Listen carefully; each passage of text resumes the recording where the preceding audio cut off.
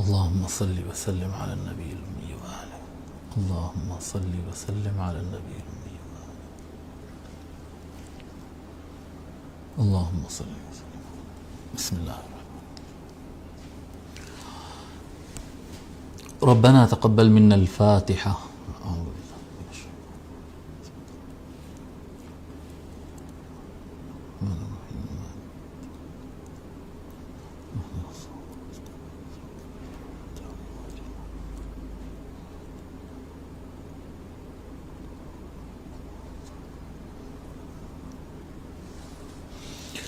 أوصل اللهم ثواب ما تلونا من القرآن الكريم إلى روح النبي صلى الله عليه وآله وسلم وإلى جميع أهل بيته الكرام، خاصة سيدنا المولى علي والسيدة فاطمة والإمام حسن والإمام حسين عليهم السلام أجمعين، وإلى الإمام أبي عيسى محمد بن عيسى الترمذي رحمه الله تعالى، وصلى الله تعالى وسلم على خير خلقه سيدنا محمد وعلى آله وصحبه أجمعين، والحمد لله رب العالمين.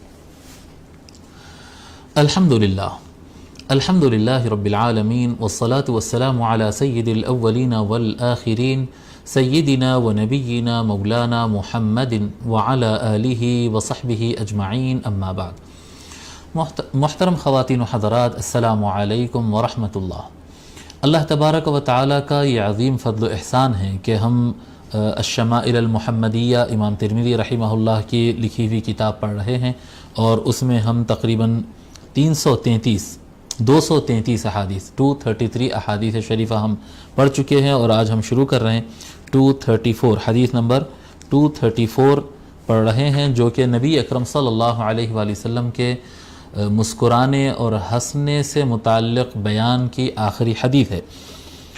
اور اس میں ہم بتائے تھے کہ سابقہ حدیث میں ہم بتائے تھے کہ حضور صلی اللہ علیہ وآلہ وسلم کا مسکرانا آپ کا زیادہ تر ہنسنا مسکرانا ہی ہوتا تھا، حضور صلی اللہ علیہ وآلہ وسلم اکثر مسکراتے ہی تھے۔ ٹھیک ہے، شروع کرتے ہیں حدیث نمبر 234 بسم اللہ الرحمن الرحیم۔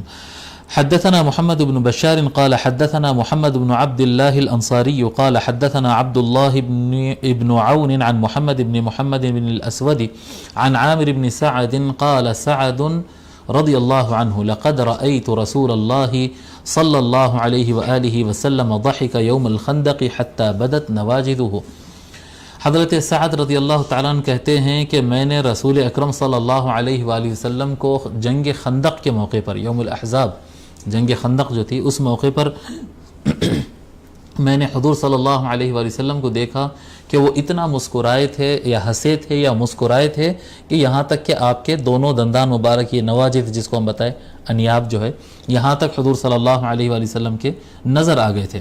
قال قلت کیف کان، میں نے عرض کیا، راوی کہتے ہیں جو تابعی ہیں وہ راوی عرض کرتے ہیں عامر بن سعد، ان کے بیٹے عامر بن سعد، یہ عمر بن سعد نہیں ہے، یہ عامر بن سعد ہے۔ عامر بن سعد کہتے ہیں میں نے اپنے والد سے پوچھا کہ وہ کس طرح سے، کیا واقعہ ہوا تھا، کیوں مسکرائے تھے یا کیوں ہنسے تھے رسول اللہ صلی اللہ علیہ وآلہ وسلم اس دن؟ تو کہتے ہیں قال کان رجل معه ترس، ایک آدمی تھا، دشمن کے کیمپ سے ایک آدمی تھا جس کے پاس شیلڈ تھی، اپنی حفاظت کے لیے جو شیلڈ ہوتی ہے اس کے پاس شیلڈ تھی۔ وکان سعد رامیا، اور حضرت سعد رضی اللہ تعالیٰ عنہ تیر چلا رہے تھے، ان کے ہاتھ میں تیر کمان تھی، اور وہ ان کی شہرت جو ہے تیر چلانے اور بھالا چلانے میں، دور سے نشانہ لگانے میں حضرت سعد رضی اللہ تعالیٰ عنہ کی شہرت ہے، بہت اچھے نشانہ باز تھے وہ جی۔ تو ان کے پاس تیر تھی۔ وَكَانَ يَقُولُ كَذَا وَكَذَا بِالتُّرْسِ يُغَطِّي جَبْهَتَهُ بِالتُّرْسِ، وہ شیلڈ سے جو ہے اس طرح سے ایسے جی، اس طرح سے وہ یعنی زبان سے کچھ کہہ رہا تھا کہ دم ہے تو مار کے بتاؤ جی، مار کے بتاؤ، اور وہ ایسے اپنے آپ کو ایسے سر بچا رہا ہے، ایسے ہاتھ ادھر سے رائٹ لیفٹ کر رہا ہے، یعنی چیلنج دے رہا تھا تیر انداز کو۔ حضور صلی اللہ علیہ وسلم کھڑے دیکھ رہے تھے، اور حضرت سعد رضی اللہ عنہ کے ہاتھ میں تیر تھی، اور وہ اس طرح سے شیلڈ سے اپنے آپ کو سیو کر رہا ہے، جھک رہا، اوپر آ رہا، اور بار بار چیلنج دے رہا تھا۔ بعض علماء نے اس کی تشریح اس طرح سے کی، نہیں وہ شیلڈ پکڑ کر حضور صلی اللہ علیہ وآلہ وسلم کو کچھ نازیبہ الفاظ کہہ رہا تھا، حضور سے متعلق نامناسب الفاظ کہہ رہا تھا، بعض نے ایسا کیا، لیکن اکثر شارحین یہی بتاتے ہیں کہ وہ اپنے کیا کہتے ہیں شیلڈ سے اشارہ کر رہا تھا، یعنی چیلنج دے رہا تھا، ہے دم سعد تمہارے اندر تو مار کے بتاؤ۔ تو کہتے ہیں فنزع له سعد بسهم، راوی جو ہے عامر کہتے ہیں کہ حضرت سعد رضی اللہ تعالیٰ عنہ ایک تیر نکالے اور کھینچے، جی فلما رفع رأسه، جیسے وہ ایسے شیلڈ اوپر نیچے کرتے ایسا سر باہر نکالا، جی وہ جیسے سر باہر نکالا، رماہ فلم یخطئ هذه منه، تو حضرت سعد رضی اللہ تعالیٰ عنہ ایک دم تیر چلائے، جیسے وہ شیلڈ ہٹایا ایک دم تیر چلائے تو حضرت سعد رضی اللہ عنہ سے کوئی غلطی نہیں ہوئی، اس سے اس تک، یعنی تیر کی نوک سے لے کر اس کی پیشانی تک، سیدھا اس کی پیشانی پر ان کے تیر یعنی بالکل جا کر ڈائریکٹ جیسا لگنا تھا ویسی لگی، اور اس کی پیشانی پر جیسے وہ تیر لگی، جب سے بہت دیر سے ستا رہا تھا، وہ تنگ کر رہا تھا، چیلنج دے رہا تھا، کیونکہ خندق تھی نا بیچ میں خندق ہے، ادھر حضور سرکار ہے اور حضرت سعد ہے اور دیگر صحابہ کرام ہیں، اور ادھر جو ہے دشمن کا کیمپ ہے، ادھر سے ادھر تیر چلی اور ایسا صحیح جا کے لگی، جو بہت دیر سے تنگ کر رہا تھا وہ، اور جیسا اس کو تیر لگی تو بتاتے ہیں کہ وہ جو گرا، تیر لگنے پر جو گرا تو اس کا سر ایسے نیچے گرا اور دونوں پیر ایسا اوپر اٹھ گئے اس کے وہ چتا ایسے زمین پہ گرا، گرتے ہی اس کے دونوں پاؤں جو ہے ایسا اوپر اٹھ گئے، وہ اس کے گر کے اور وہ پاؤں اٹھنے پر پھر فضحک النبی صلی اللہ علیہ وآلہ وسلم حتی بدت نواجذہ، آقا صلی اللہ علیہ وآلہ وسلم کو ہنسی آ گئی، آپ مسکرا دیے، اور اتنا مسکرائے کہ آپ کے دندان مبارک نظر آئی، اتنا ہنسی آقا صلی اللہ علیہ وسلم۔ قلت من ای شیء ضحک، عامر پوچھتے ہیں میں حضرت سعد سے پوچھا کہ سرکار کو ہنسی کس بات پہ آئی؟ قال من فعلہ بالرجل، حضرت سعد کہتے ہیں میں جتنا اچھا تیر چلایا اس پر حضور صلی اللہ علیہ وسلم مسکرائے، میرے تیر اندازی کو آقا صلی اللہ علیہ وآلہ وسلم نے پسند فرمایا۔ تو یہ نبی اکرم صلی اللہ علیہ وآلہ وسلم کے مسکرانے اور ہنسنے کی بیان کی آخری حدیث تھی۔ نیا چیپٹر شروع کرتے ہیں، چیپٹر 36 36واں باب، باب ما جاء فی صفت مزاح رسول اللہ صلی اللہ علیہ وآلہ وسلم، رسول اکرم صلی اللہ علیہ وآلہ وسلم کے مزاح کرنے کا بیان، مزاح کرنا، کسی سے دل لگی کرنا، مذاق کرنا کسی کو، جی آقا صلی اللہ علیہ وآلہ وسلم وہ ایک دم سخت اور اس طرح کے جو ملا ہوتے نا ایسے مزاج کے نہیں تھے، ہمیشہ ڈرا رہے ہیں، ہمیشہ سیریس ہے، نہیں، حضور صلی اللہ علیہ وآلہ وسلم لوگ سے مذاق کرتے تھے، آقا صلی اللہ علیہ وآلہ وسلم بچوں سے مذاق کرتے تھے، بڑوں سے مذاق کرتے تھے، عورتوں سے مذاق کرتے تھے، یعنی جو قریبی ہوتے تھے، تو حضور صلی اللہ علیہ وآلہ وسلم مزاح کرتے تھے، اور آقا صلی اللہ علیہ وسلم یعنی مزاح کرنے کے دو بہت اہم باتیں ہوتی مذاق کرنے میں، یعنی ایسی گفتگو کرنا جس سے آدمی کھل جائے، جی تھوڑا سا اس کو ہنسی آ جائے، تھوڑا کھل جائے، جی مانوس ہو جائے، اس میں دو باتیں رہتے اہم۔ مزاح کرنے کی ایک اہم بات یہ رہتی ہے کہ جب سیریس کام کر رہے ہیں اور بہت دیر تک اگر سیریس ہو تو آدمی کے دماغ پر بار پڑنا شروع ہو جاتا ہے، نفسیاتی طور پر جو ہے وہ کمزور ہونا شروع ہو جاتا ہے، تو آدمی کو چاہیے کہ جس طرح سے باڈی ہوتی ہے، آپ ایک ساتھ لیپ ٹاپ پر کام کر رہے ہیں ایک جگہ بیٹھ کر، تو آپ کو تھوڑا اٹھ کر تھوڑا ہاتھ ہلانا پڑے گا، پیر ہلانا پڑے گا، گردن ایسا ہلانا پڑے گا، تو جیسا باڈی فریش ہوتی ہے اس طرح سے جب کوئی چیز سوچتے رہتے ہیں، کام کرتے رہتے ہیں، سیریس رہتے ہیں، بیچ میں ایک آدھ جو ہے چھوٹا سا انٹرول، ایک 2-4 منٹ کا اگر وقفہ لے لیں اور اس میں مذاق کر لیں، یعنی الگ سے وقفہ لینا نہیں ہوتا، ایک بیچ میں مذاق کر دیے تو مائنڈ تھوڑا سا فریش ہو جاتا ہے، تو اور آگے تک کام کرنے کے لیے یہ بڑا معاون رہتا ہے، آدمی جلدی کمزور نہیں پڑتا۔ یہ نمبر 1 یہ بات ہے۔ اور دوسری مذاق کرنے کا فائدہ یہ ہے، جی مذاق کرنے کا فائدہ یہ ہے کہ اگر کوئی نیا آدمی آیا ہو تو نیا آدمی آپ سے تکلف میں رہتا ہے، حضور اکرم صلی اللہ علیہ وآلہ وسلم کا کام دین کو پہنچانا ہے مکمل طریقے سے، اچھی طریقے سے، اگر کوئی آدمی جھجکتا رہے اور وہ اپنا سوال پورا نہیں کر سکے، جو اس کے من میں سوال ہے، جو بات ہے، وہ اپنی دل کی بات سامنے نہیں رکھ سک رہا، وہ کھل کے بیان نہیں کر سک رہا، وہ ایک تکلف میں، ادب میں بیٹھا ہوا ہے اور لحاظ میں اور ڈر میں بیٹھا ہوا ہے، تو وہ اپنی بات پوری طریقے سے رکھ نہیں پائے گا، اپنا سوال، اپنا کویسچن نہیں رکھے گا، کویسچن نہیں رکھے گا تو اس کو جواب نہیں ملے گا، تو تبلیغ کا کام جو ہے وہ رکتا ہے۔ جی کیا کہتے ہیں، فری فیل کرنا، جو کہتے ہیں نا فری فیل کرانا، حضور صلی اللہ علیہ وآلہ وسلم لوگ کو، یعنی آقا صلی اللہ علیہ وآلہ وسلم کی وجاہت اور رعبدار چہرہ، آپ کی وجاہت ایسی، عظمت ایسی تھی کہ لوگ آتے تو سہم جاتے، حضور صلی اللہ علیہ وآلہ وسلم تھوڑی ان سے فری بات کر لیتے، جی ان سے تھوڑا سا فری بات کر لیتے، وہ تھوڑا فری ہو جاتے تو ان کو دین پہنچانے میں آسانی ہوتی ہے۔ آسانی ہوتی ہے۔ یہ ہمارے پاس یعنی یہ انڈیا پاکستان کے اندر یہ چیز زیادہ ہے کہ اگر آپ کو دین پہنچانا ہے تو اپنے آپ کو پہلے بڑا ثابت کرنا پڑے گا، پہلے لباس ایسا پہننا کہ سب جیسا نہیں پہنتے، سب سے الگ لباس پہننا، سب سے الگ انداز سے رہنا، کسی سے مسکرا کے بات نہیں رہنا، روبدار چہرہ، خالی ڈراتے رہنا لوگوں کو جی، اور اگر بات کرے تو ہم بول کے بات کرنا اور سامنے والے کو تو بول کے بات کرنا اور اس کو ڈرانا اور اس کو سب کو نیچے بٹھا دے کے اپن اوپر چڑھ کے بیٹھ جانا اور انگوٹھیاں پہن لینا، بڑی بڑی باتیں کرنا، تو لوگ کیا ہے یہاں پر بہت بڑا آدمی سمجھتے، حالانکہ یہ اسلام کا طریقہ نہیں ہے، یہ اسلام کا طریقہ نہیں ہے، یہ نبی اکرم صلی اللہ علیہ وآلہ وسلم کی سنت نہیں ہے۔ رسول اکرم صلی اللہ علیہ وآلہ وسلم سے بڑا کون ہو سکتا ہے؟ آقا صلی اللہ علیہ وآلہ وسلم وہ عظمت والے نبی، مگر آقا صلی اللہ علیہ وآلہ وسلم آرام سے سب کے ساتھ زمین پر بیٹھ جاتے۔ حضور صلی اللہ علیہ وآلہ وسلم بچوں کے ساتھ کھیلتے، عورتوں کے ساتھ مذاق کر کے بات کرتے جی۔ آقا صلی اللہ علیہ وآلہ وسلم اپنے ہاتھ مبارک سے لوگ کی مدد کرتے جی۔ مساجد کی تعمیر، مسجد نبوی کی تعمیر ہو یا مسجد قباء کی تعمیر ہو، جو مساجد کی تعمیر سرکار کی نگرانی میں ہوئی تو سرکار ٹھہر کے ایسا بناؤ کہتے تو بھی ہو جاتا۔ حضور صلی اللہ علیہ وسلم جا کر ان کے ساتھ خود اینٹ اٹھاتے جی۔ آقا صلی اللہ علیہ وآلہ وسلم مساوات کی بات کرتے، عظمت اللہ نے ان کی ایسی بنایا، عظمت اللہ نے ان کی ایسی بنایا کہ کوئی ان سے برابری کر نہیں سکتا ہے، لیکن عمل کے ذریعے وہ اپنی سادگی، مساوات، برابری اور ہم سب اللہ کے بندے ہیں یہ پیغام دیتے ہیں، اور پھر پیغام الہی بھی پہنچا دیتے، ان اکرمکم عند اللہ اتقاکم، کہ تم میں اللہ کی نظر میں سب سے زیادہ عزت دار اور برگزیدہ وہی ہے جو زیادہ تقوی والا ہے۔ اپنا دل اور اپنا عمل، اپنا کردار صحیح رکھنا، اللہ آپ کو بڑا بنائے گا، اللہ تعالیٰ کی نظر میں آپ بڑے ہوں گے، اللہ آپ کو بڑا بنائے گا۔ آپ کو خود سے بڑے بننے کی محنت کرنے کی کوشش نہیں، آپ کو قابل بننے اور فائدہ مند بننے کی کوشش کرنا ہے، بڑے بننے کی کوشش نہیں کرنا ہے، بڑے اللہ تعالیٰ بنائے گا، بڑا اللہ تعالیٰ بنائے گا، ٹھیک ہے۔ تو حضور صلی اللہ علیہ وآلہ وسلم اس لیے مذاق کرتے تھے تاکہ لوگ سٹریس میں نہ آ جائے، فری ہو جائیں، سٹریس نہ ہو لوگ کے اوپر، اور وہ لوگ فری محسوس کرے اپنے آپ کو آقا صلی اللہ علیہ وآلہ وسلم سے معاملت میں، تاکہ دین ان کو آسانی سے پوری طریقے سے پوری بات ان کو پہنچائی جائے، وہ پوچھ سکے اور حضور ان کو بتا سکے، ٹھیک ہے۔ ہاں یہ الگ بات ہے کہ بہت زیادہ مذاق نہیں کرنا چاہیے، اگر ہر وقت مزاح کے موڈ میں رہیں گے، ہر وقت جی ہر بات میں کھاتے وقت، پیتے وقت، پڑھتے وقت، اٹھتے وقت، جاتے وقت، نوکری، ہر وقت اگر آپ مزاح میں رہیں گے تو اس سے انسان کے اندر ہلکا پن آ جائے گا جی، اس کی وجہ سے انسان میں ہلکا پن آ جائے گا۔ مزاح کرنا چاہیے، ایک لمٹ میں کرنا چاہیے، جیسا کہ حضور صلی اللہ علیہ وآلہ وسلم کی سنت تھی، اور جیسا کہ مولا علی علیہ السلام کی سنت تھی۔ مولا علی علیہ السلام کی بھی ساری وجاہتیں اور عظمتوں کے باوجود مولا علی علیہ السلام بھی، جو نئے آدمی ملتا، جو بھی بات ہوتی، مولا علی علیہ السلام بھی کبھی کبھی مذاق کیا کر لیتے، عین حضور صلی اللہ علیہ وآلہ وسلم کی سنت کو ادا کرتے تھے، ٹھیک ہے۔ تو یہ مزاح سے متعلق چند باتیں میں آپ حضرات کو کہہ دیں۔ مزاح عموماً مزاح کہا جاتا ہے، یہاں پر مزاح لکھا ہے، دونوں تلفظ صحیح رہیں گے، ٹھیک ہے۔ مزاح کہیں یا مزاح، دونوں لفظ صحیح ہے۔ حدیث نمبر 235 235 حدثنا محمود بن غیلان حدثنا، اچھا ایک قاعدہ اور بھی میں اس میں بتا دیتا ہوں کہ مزاح کرنے کا ادب کیا ہوتا ہے۔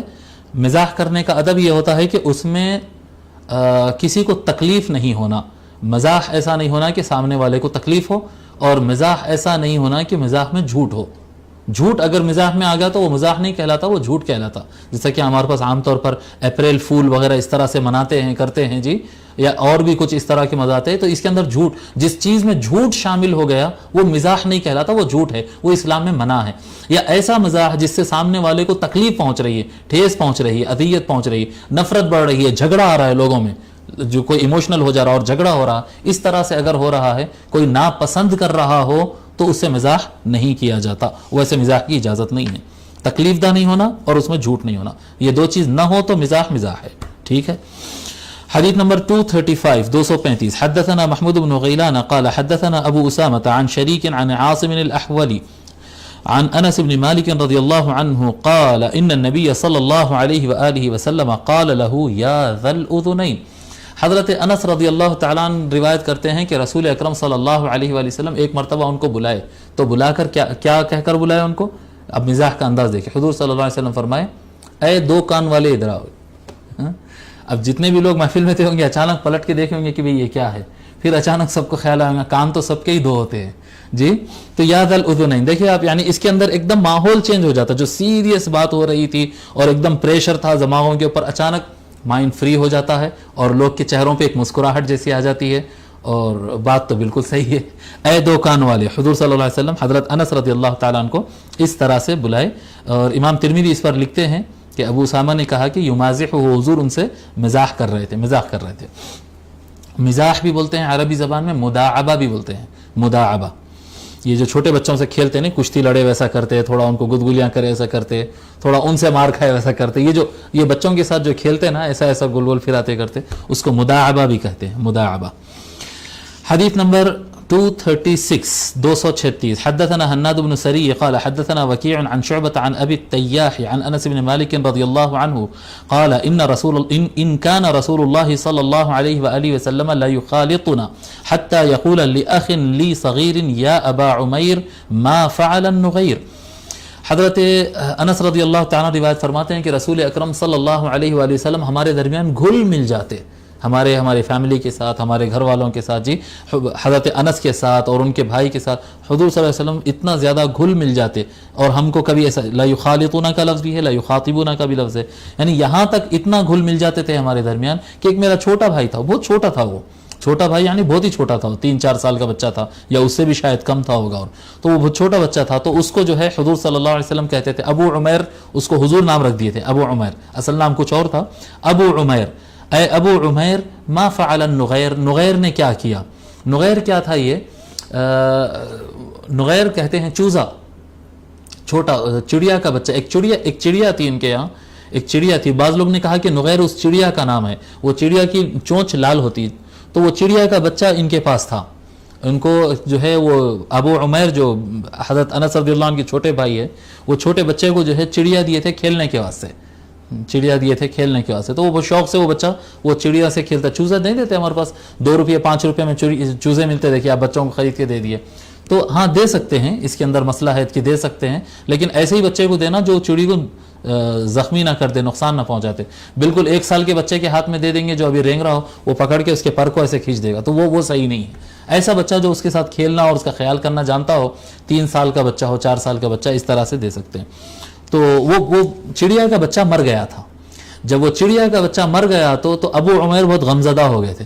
تو حضور صلی اللہ علیہ وآلہ وسلم وہ بچے کو ہنسانے کے لیے اور اس کو وہ جو غم ہے وہ غم سے باہر نکالنے کے لیے حضور صلی اللہ علیہ وسلم فرماتے تھے یا ابا عمیر ما فعل النغیر. ایسا ایک ٹیون جیسا بنتا ہے وہ, جی ابو عمیر کیا ہوا نغیر کا, نغیر کیا کیا.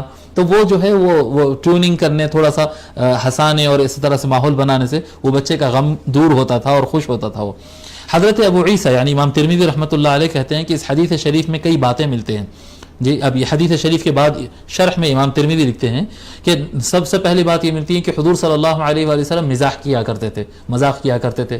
اسپیشلی یہاں تو بچوں کی بات ہے, یعنی چھوٹے بچوں کے ساتھ بھی سرکار چھوٹے بچوں کے ساتھ مذاق کرنا کھیلنا یہ سنت ہے. وفیہ انہ کنا غلاما صغیرا, چھوٹے بچوں کا نام بھی کنیت سے رکھتے ہیں, یعنی ابو عمیر اس طرح کے. عام طور پہ اگر کسی کا بیٹا عمیر ہوگا تو اس کو ابو عمیر کہیں گے, لیکن چھوٹے بچوں کو بھی نام اس طرح سے رکھ سکتے ہیں. حضور اکرم صلی اللہ علیہ وآلہ وسلم امام حسین جب پیدا ہوئے تھے تو ان کا نام حسین رکھے تھے, ساتھ میں ایک لقب بھی دے دیے تھے, کنیت دے دیے تھے, اور کنیت تھی ابو عبداللہ. حضور فرمائیے ابو عبداللہ ہے. بعد میں سرکار امام حسین علیہ السلام کو جب اولاد ہوئی تو آپ کے من جملہ اولاد کے ایک بیٹے کا نام خود امام حسین نے عبداللہ رکھے. تو یعنی پریکٹیکلی اگر دیکھیں گے تو عبداللہ پیدا ہونے کے بعد انہوں ابو عبداللہ بنے, لیکن بچپن میں ہی سرکار ان کو ابو عبداللہ کنیت دے دیے. تو بچپن کے اندر ہی اس طرح کی کنیت دینا بھی جائز ہے, یہ طریقہ ہوتا ہے, یہ اس کے اندر معلوم ہوتا ہے. اور حضور صلی اللہ علیہ وآلہ وسلم جو ہے ان کو حضرت انس کے بھائی کو ابو عمیر کا کنیت دیے تھے. ٹھیک ہے, اور اس میں یہ مسئلہ بھی معلوم ہوتا ہے کہ پرندہ بچے کو کھیلنے کے لیے دیا جاتا. اب یہاں پر پرندے کا لفظ ہے, میں اس کو تھوڑا اور ایلابریٹ کروں اور یا میں اس کو جو ہے کھول کر میں آپ کو بتاؤں تو بچوں کو کھیلنے کے لیے پیٹ دیا جا سکتا ہے. یہ اسلام میں اس میں منع نہیں ہے کہ اگر کوئی پیٹ دیا جاتا ہے جی بچوں کو کھیلنے کرنے کے لیے, کوئی جانور, کوئی پرندہ, طوطا ہو, جی بعض لوگ طوطا پالتے ہیں, بہت زیادہ ٹائٹ پنجرے میں نہیں رکھنا, کشادہ مقام پر اگر رکھتے تو طوطا بھی رکھ سکتے ہیں, چڑیا بھی رکھ سکتے ہیں, بلی بھی رکھ سکتے ہیں, خرگوش بھی پال سکتے ہیں, اور اس طرح کے جو بھی جانور ہو, کتے بھی پال سکتے ہیں. لیکن کتوں کا مسئلہ یہ ہے کہ گھر کے اندر نہیں لا سکتے, ان کو باہر کے حصے میں ہی رکھنا ہوگا, اور جہاں تک ممکن ہو سکے کتا ضرورت ہونے پر ہی رکھے تو زیادہ اچھا ہے.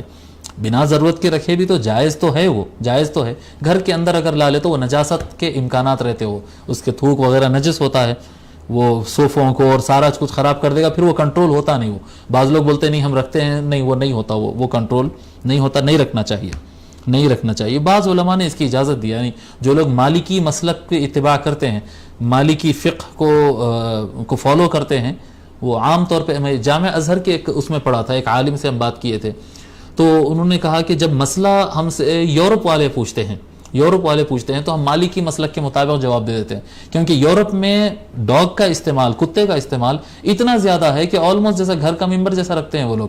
اب ان کی کنٹری کے اندر اگر کوئی یورپ میں اگر کوئی کتا پالے اور اس کو گھر کے اندر نہ آنے دے، اس کو گیٹ کے باہر ہی، گیٹ کے پاس ہی اگر رکھے اس کو، تو وہاں پر جو ہے پھر اینیمل رائٹس کا پرابلم کر دیں گے جی. ان کو یعنی کتا پالنا مطلب اپنے بچے جیسا پالو بولتے وہ لوگ.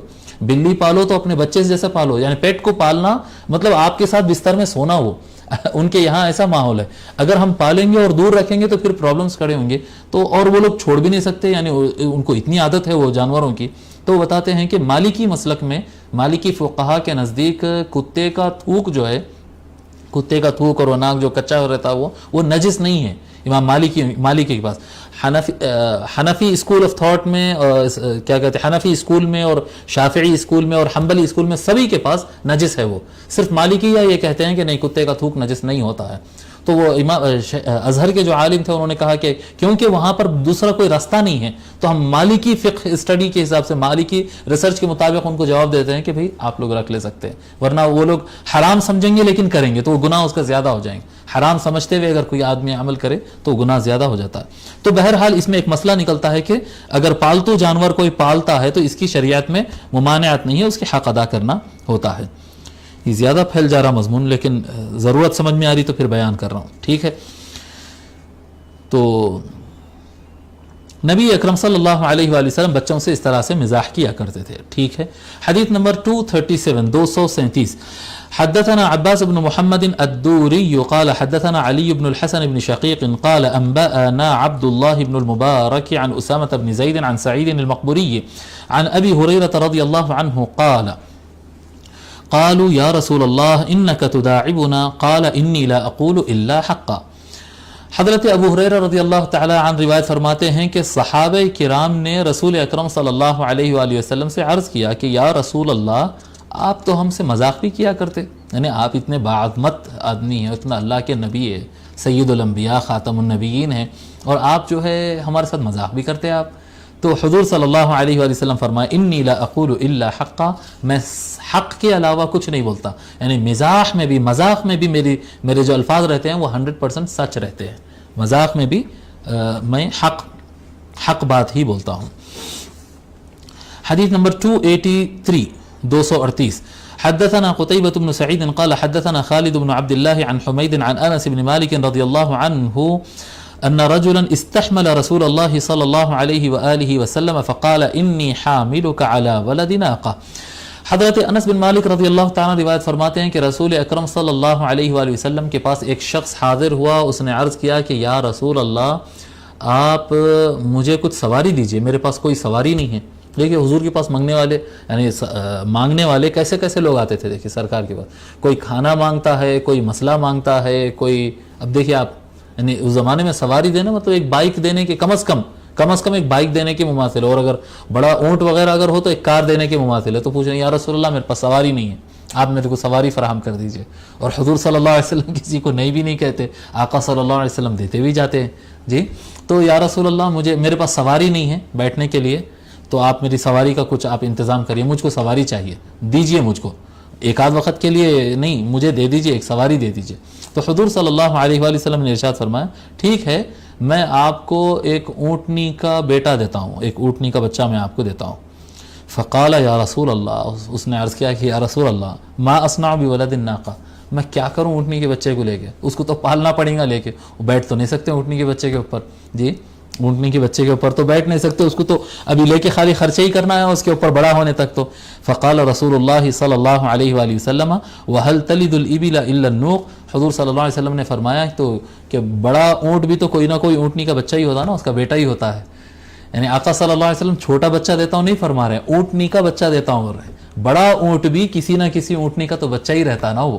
تو آقا صلی اللہ علیہ وسلم کے اس کہنے پر جو ہے لوگ سب مسکرا دیے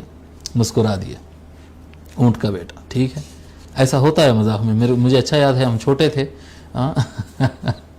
کھیل میں جو ہے جب ہم لوگ کھیلتے تھے وہ چھوٹے رہے پستول بندوق وغیرہ ہوتے ہیں، تو ایک مرتبہ ہمارے ماموں بولے تھے بندوق سے مارتا ہوں، تو وہ ہنسی مذاق میں کھیل میں بندوق سے مارتا ہوں. تو ہم لوگ جو ہے ایسا کیے، تو وہ کیا کہ بندوق لے کے ایسا مارے تھے تو ہم لوگ سمجھ دیے تھے بندوق سے مارنا تو ہے نا، یہ کیا ہے بندوق سے ہی مارے ایسے بندوق سے مارتے تو ایسا ہوتا ہے جی. ٹھیک ہے، حدیث نمبر 239. حدثنا اسحاق بن منصور قال حدثنا عبد الرزاق قال حدثنا معمر عن ثابت عن انس بن مالك رضي الله عنه ان رجلا من اهل الباديه كان اسمه زاهرا وكان يهدي الى النبي صلى الله عليه واله وسلم هديه من الباديه.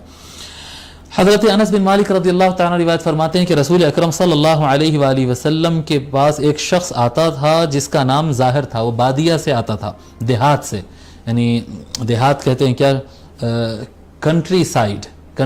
یہ کنٹری کیا کہتے ہیں، ٹاؤن ہوتا ہے، ایک کنٹری سائیڈ ہوتا ہے نا، دیہات اور شہر. تو حضور صلی اللہ علیہ وآلہ وسلم کے پاس ایک آدمی آتا تھا، اور وہ ایک آدمی تھا جو گاؤں سے آتا تھا، اس کا نام تھا ظاہر. اچھا، ظاہر کے بارے میں پہلے لکھ لیتے ہیں. ظاہر، تو ظاہر کا، ویسے ظاہر کا معنی ہوتا ہے بہت خوبصورت، بہت اچھا دکھنے میں، گڈ لکنگ جو ہوتا ہے نا، گڈ لکنگ، اس کو ظاہر بولتے ہیں. ظاہر کہتے ہیں. تو یہ خوبصورت نہیں تھے بالکل، یہ خوبصورت کے پورا اپوزٹ تھے. یہ حضرت ظاہر رضی اللہ تعالیٰ جو ہے وہ رنگ بھی کم تھا اور چہرہ بھی جو ہے وہ بالکل اپوزٹ تھا. لیکن وہ عرف میں ہوتا نا، یہ ہمارے یہاں ابھی تک بھی ہوتا، عرب میں پہلے ہوتا تھا، شاید ابھی بھی ہوتا ہوگا، تو مجھے تو اطلاع نہیں ہے، لیکن یہاں تو ہوتا ہے. یعنی اگر کوئی آدمی کا رنگ بہت کم ہو تو اس کا نام چاند رکھ دیتے ہیں ہمارے یہاں جی، اس کو بولتے ہیں چاند بھائی. تو چاند بھائی کیوں بولتے ہیں بھئی، وہ مطلب تھوڑا سا رنگ کم ہونے کی وجہ سے، تاکہ لوگ اس کی عزت کرے تو چاند نام رکھ دیتے. اس طرح سے گورے بھائی بولتے ہیں جی، گورے بھائی اپوزٹ بولتے ہیں، رنگ اس کا بالکل کالا ہوتا اس کو گورے بھائی بولتے. تو یہ ایک طریقہ ہوتا تھا جی، ایک طریقہ ہوتا تھا، ایک وہ کہ امید کی جاتی تھی کہ نام کی تاثیر ہوگی تھوڑا اچھا ہوگا. تو یہ اس طرح سے آج بھی ہمارے یہاں ہندوستان میں ہوتا ہے. تو وہ حضرت ظاہر رضی اللہ تعالیٰ جو ہے وہ بھی ایسے ہی تھے. ان کا نام تھا ظاہر بن حرام الاشجعی. ظاہر بن حرام الاشجعی. تو یہ صحابی تھے، دیہات سے آتے تھے حضور صلی اللہ علیہ وآلہ وسلم کے پاس. جب بھی آتے تھے تو یہ تحفے لے کے آتے تھے، یعنی بہت اچھے مزاج کے تھے. جب کبھی دیہات سے سٹی کی طرف، مدینہ کی طرف آتے تھے، آقا کے پاس حاضری دیتے. جب بھی سٹی آتے تو حضور کے پاس حاضر ہوتے، اور کچھ نہ کچھ گفٹ جو بھی ان سے ہو سکتا تھا، گفٹس لا کر حضور صلی اللہ علیہ وسلم کے پاس پیش کرتے تھے. اور حضور صلی اللہ علیہ وآلہ وسلم ان سے بہت محبت کرتے تھے اور فرماتے تھے ان لکل حاضرۃ بادیہ وبادیۃ آل محمد ظاہر بن حرام. حضور صلی اللہ علیہ وآلہ وسلم فرماتے ہیں ہر شہر کے لوگ کے لیے کچھ اپنے ہوتے جی، اپنے ہوتے جو دیہات کے ہوتے جی. ہر شہری کا کوئی دیہاتی اپنا ہوتا، ایک اپنا اپن ہوتا ان کے ساتھ جی. پھر آگے فرماتے ہیں اور آل محمد، میرے گھرانے اہل بیت، آل محمد کا بادیہ جو ہے وہ ظاہر ابن حرام ہے. ظاہر ابن حرام ہمارا دیہات ہے جی، ہمارے دیہات والا جو ہے وہ ظاہر ابن حرام ہے. تو ایک اپنے گھر والوں سے جوڑے، اپنے فیملی سے جوڑے. صرف یہ نہیں کہے کہ میرا ان کا تعلق ہے، فرمائیے میرا ہمارے فیملی کنیکشن ہے ہمارا. تو حضور صلی اللہ علیہ وآلہ وسلم بہت زیادہ محبت کرتے تھے. پھر بعد میں جو ہے یہ کوفہ شفٹ ہو گئے تھے، اور ان کی تاریخ وصال مجھے نہیں ملی، انتقال کی تاریخ مجھے نہیں ملی حضرت ظاہر رضی اللہ تعالیٰ عنہ کی. ظاہر بن حرام جی، ظاہر بن حرام الاشجعی. تو حضرت انس رضی اللہ تعالیٰ عنہ کہتے ہیں بادیہ سے، یعنی دیہات سے آنے والوں میں حضور سرکار کے پاس جو لوگ آتے تھے، بادیہ کے لوگوں میں سے ایک ظاہر نام کا ایک آدمی تھا، اور وہ وکان یہدی الی النبی صلی اللہ علیہ وآلہ وسلم ہدیۃ من البادیہ. اور وہ جب کبھی دیہات سے آتا تو حضور صلی اللہ علیہ وآلہ وسلم کے لیے تحفے لے کر آتا. فیجہزہ النبی صلی اللہ علیہ وآلہ وسلم اذا اراد ان یخرج. تو حضور صلی اللہ علیہ وآلہ وسلم بھی ایسا کرتے کہ جب کبھی ظاہر سٹی سے واپس اپنے دیہات کو جانے کا پروگرام بناتا تو اس کے لیے جو تیاری کرنا پڑتا حضور وہ تیاری کرا دیتے. سفر کی تیاری کرنا پڑتا، اس زمانے میں توشہ ہونا پڑتا، رومال माल होना पड़ता, सामान बांधने रस्सी होना पड़ता जी, पैकअप कराना पड़ता, वो जो जो उसको तैयारियां, वो जब आता तो सरकार का ख्याल करता और तोहफे लेकर आता, और जब भी उसको जाना होता तो जाने की जो जो तैयारी होती सरकार सल्लल्लाहु अलैहि वसल्लम उसको सारी तैयारी और तोशे वगैरह सारा इंतजाम सरकार कराते थे। फ़क़ाल नबी सल्लल्लाहु अलैहि वसल्लम इन्न ज़ाहिरन बादियतुना व नहनु हादिरू, हुज़ूर सल्लल्लाहु अलैहि वसल्लम ने फरमाया कि ज़ाहिर हमारा देहात है और ज़ाहिर का शहर हम है, व नहनु हादिरू, ज़ाहिर अगर शहर को आना चाहे तो उसके अपने शहर में हम हैं, हमारे घर को आए, हमारा है ज़ाहिर। वकान सल्लल्लाहु अलैहि वसल्लम युहिब्बुहु वकान रजुलन दमीमन, और नबी अकरम सल्लल्लाहु अलैहि वसल्लम उससे बहुत मोहब्बत करते थे और वो आदमी देखने में खूबसूरत नहीं था। वकान रजुलन दमीमन, वो आदमी जो है देखने में कुछ खूबसूरत नहीं था, बिल्कुल अपोजिट था उसका।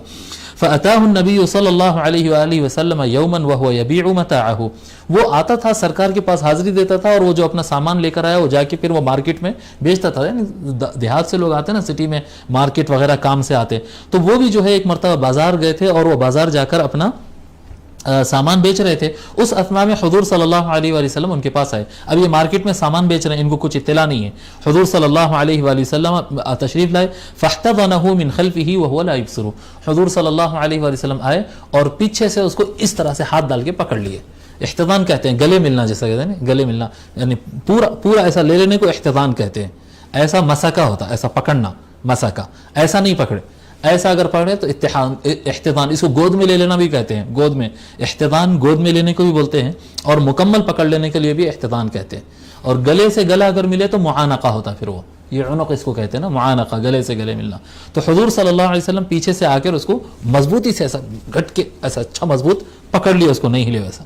वह हुआ ला युबसिर, वो पलट के देखने की कोशिश कर रहा, वो नहीं देख पा रहा, फ़क़ाल मन हादा अरसिलनी जी, उसने कहा कि कौन है, छोड़ो मेरे को, कौन है, कौन पकड़ लिए मेरे को, छोड़ो।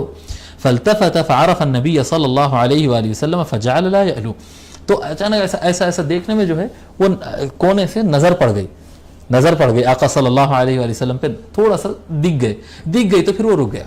जैसा आका सल्लल्लाहु अलैहि वसल्लम पे नजर पड़ गई तो वो फिर उसके बाद जो है वो जो छुड़ाने की जो कोशिश हो रही थी वो छुड़ाने की कोशिश नहीं किया, वो रुक गया। क्यों रुक गया? मा अल्सक़ ज़हरहु बिसद्र नबी सल्लल्लाहु अलैहि वसल्लम हिन अरफ़, जब वो पहचान लिया तो उसको एकदम ज़ाहिर को ये ख्याल हो गया कि मेरी पीठ तो हुज़ूर सल्लल्लाहु अलैहि वसल्लम के सीने मुबारक से टच हो रही है, अब क्या छुड़ाना है, अब तो लगने दो। ये बरकत, मस की बरकत होती है ना टच होने की।